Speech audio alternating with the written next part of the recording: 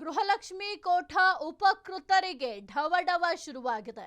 ಅಕ್ರಮ ಫಲಾನುಭವಿಗಳ ಜರಡಿಗೆ ಸರ್ಕಾರ ಮುಂದಾಗಿದೆ. ಗೃಹಲಕ್ಷ್ಮಿ ಕೋಠಾ ಉಪಕೃತರಿಗೆ ಢವಢವ ಶುರುವಾಗಿದೆ. ಅಕ್ರಮ ಫಲಾನುಭವಿಗಳ ಜರಡಿಗೆ ಈಗ ಸರ್ಕಾರ ಮುಂದಾಗಿದೆ. ನಕಲಿ ಗೃಹಲಕ್ಷ್ಮಿಯರ ಕಳ್ಳಾಟಕ್ಕೆ ಸರ್ಕಾರ ಬ್ರೇಕ್.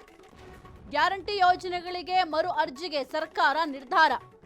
ಸಿಎಂ ಡಿಕೆ ಶಿವಕುಮಾರ್ ಸುದ್ದಿಗೋಷ್ಠಿಯಲ್ಲಿ ಸ್ಪಷ್ಟನೆ ಕೊಟ್ಟಿದ್ದಾರೆ.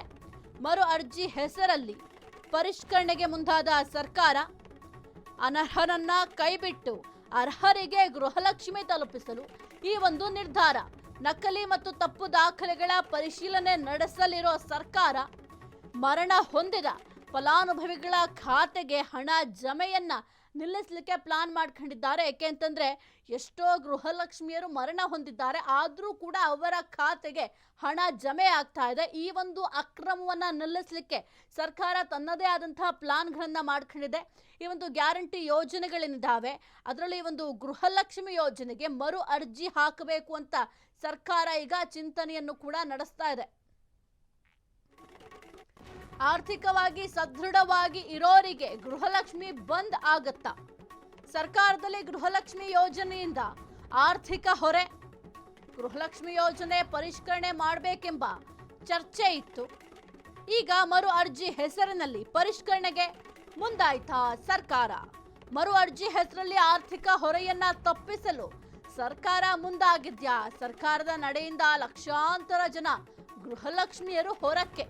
ಮಧ್ಯಮ ವರ್ಗದ ಗೃಹಲಕ್ಷ್ಮಿಯರಿಗೂ ಹಣ ಬರೋದು ಡೌಟ್. ಯೋಜನೆ ಮುಂದುವರಿಯುತ್ತೆ, ನಾವು ನಿಲ್ಲಿಸಲ್ಲ ಅಂತ ಸಿಎಂ ಡಿಕೆ ಶಿವಕುಮಾರ್ ಅವರು ಸ್ಟೇಟ್ಮೆಂಟ್ ಅನ್ನ ಕೊಟ್ಟಿದ್ದಾರೆ. ಹಾಗಾದ್ರೆ ಈ ಒಂದು ಗೃಹಲಕ್ಷ್ಮಿಯರ ವಿಚಾರಕ್ಕೆ ಸಂಬಂಧಪಟ್ಟಂತೆ ಏನ್ ಮಾತನಾಡಿದ್ದಾರೆ ನೋಡೋಣ. ಸುಮಾರು 100 ಚಿಲ್ಲರೆ ಕೋಟಿ ರೂಪಾಯಿ ಹಣ ಈಗಾಗಲೇ ಕೆಲವು ಗೃಹಲಕ್ಷ್ಮಿ ಯಾರು ವಯಸ್ಸಾಗಿತ್ತು, ಯಾರು ಯಜಮಾನಿ ತೀರ್ಕೊಂಡಿದ್ರು ಅದೆಲ್ಲ ಕೆಲವೆಲ್ಲ ತೀರ್ಕೊಂಡ್ಬಿಟ್ಟಿದ್ದಾರೆ. ಸೊ ಅದಕ್ಕೆ ನಾವು ಮತ್ತೆ ವಾಪಸ್ಸು ಆ ವಸ್ತುದಲ್ಲಿ ಯಾರ್ಯಾರ್ದೋ ಫೋನ್ ನಂಬರ್ ಕೊಟ್ಬಿಟ್ಟಿದ್ದಾರೆ. ನಾವು ಅದನ್ನು ತನಿಖೆ ಮಾಡಿಸಿದ್ವಿ. ಮೊನ್ನೆ ಬಾಗಲಕೋಟಲ್ಲಿ, ದಾವಣಗೆರೆಯಲ್ಲಿ ಕೂಡ ಟ್ರೈ ಮಾಡಿದ್ವು, ಬೇರೆ ಕಡೆ ಟ್ರೈ ಮಾಡಿದ್ವು, ಸುಮಾರು ಹಳ್ಳಿಗಳಲ್ಲಿ ಮಾಡಿದ್ವಿ. ಯಾರೋ ನಂಬರ್ಗೆ ಫೋನ್ ಹೋಗ್ತಾ ಇದೆ, ಅವ್ರ ಹತ್ರ ಇಲ್ಲ, ಮಾಹಿತಿ ಇಲ್ಲ.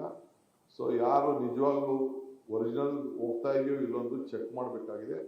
ಅದಕ್ಕೆ ಮತ್ತೆ ಅವರು ಅರ್ಜಿಗಳನ್ನು ಕೊಡಬೇಕಾಗ್ತದೆ. ಯಾರು ನಿಲ್ಸಕ್ಕೆ ಹೋಗಲ್ಲ ನಾವು, but they will have to give an application. ಯಾರನ್ನ ಹಣನೂ ಕೂಡ ಯಾರನ್ನು ಕೂಡ ತೆಗೆದಾಕಬೇಕು ಅಂತ ನಮಗೆ ಇಷ್ಟ ಇಲ್ಲ, ತೆಗೆಯೋದು ಇಲ್ಲ. ಬಟ್ ಅವ್ರು ಕರೆಕ್ಟ್ ಮಾಹಿತಿಯನ್ನು ಅವರು ಕೊಡಬೇಕು. ಯಾವ ಬ್ಯಾಂಕಲ್ಲಿ ತೆಗೆದುಕೊಳ್ತಾ ಇದ್ದೀವಿ, ನಮ್ಮ ಕರ್ನಾಟಕದ ಬ್ಯಾಂಕ್ ಹೋಗ್ತಾ ಇದೆಯಾ, ಹೊರಗಡೆ ರಾಜ್ಯಕ್ಕೆ ಹಣ ಹೋಗ್ತಾ ಇದೆಯಾ, ಇಲ್ಲ ಅವ್ರು ಏನಾದ್ರು ಈ ಪೋಜಿ ಸ್ಕೀಮ್ಗಳಲ್ಲಿ ಯಾರು ಸಣ್ಣ ಲಂಚಕ್ಕೋ ಇಲ್ಲ ಅಂದರೆ ಯಾವ್ದಾದ್ರು ಒಂದು ಸಾಲ ತೆಗೆದುಕೊಳ್ಳೋಕ್ಕೋ ಇಲ್ಲ ಯಾವ್ದಾದ್ರು ಒಂದು ಸ್ಕೀಮ್ಗೋ ಅದು ದುಡ್ಡು ಹೋಗ್ತಾ ಇದೆಯಾ ಅನ್ನೋದೆಲ್ಲ ಕೂಡ ನಮಗೆ ಮಾಹಿತಿ ಬೇಕಾಗ್ತದೆ.